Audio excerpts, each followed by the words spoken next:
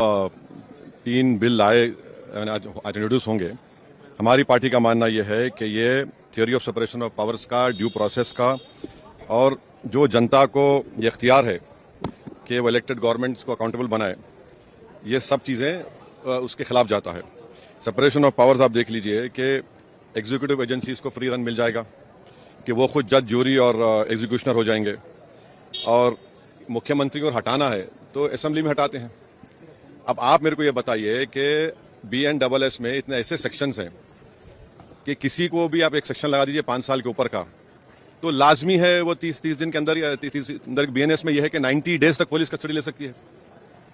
तो ये मेरे ख्याल से ये 1930 का गेस्टापो मूवमेंट हम भारत में देख रहे हैं कि जिस तरह वहां जर्मनी, उस वक्त के जर्मनी में गेस्टापो को बनाकर एक पुलिस स्टेट बना दिया गया।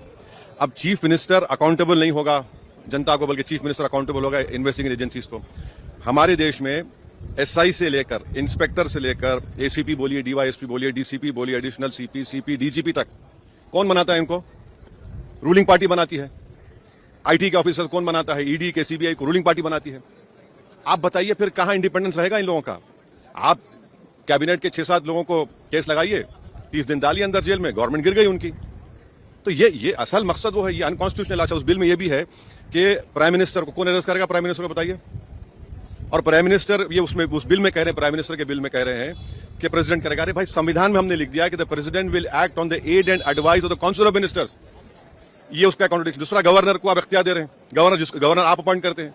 तो ऑल इन ऑल ये हमारी डेमोक्रेसी के लिए, ड्यू प्रोसेस के लिए, बल्कि भारत को एक पुलिस स्टेट बनाने का काम BJP सरकार करना चाहती है इन तीनों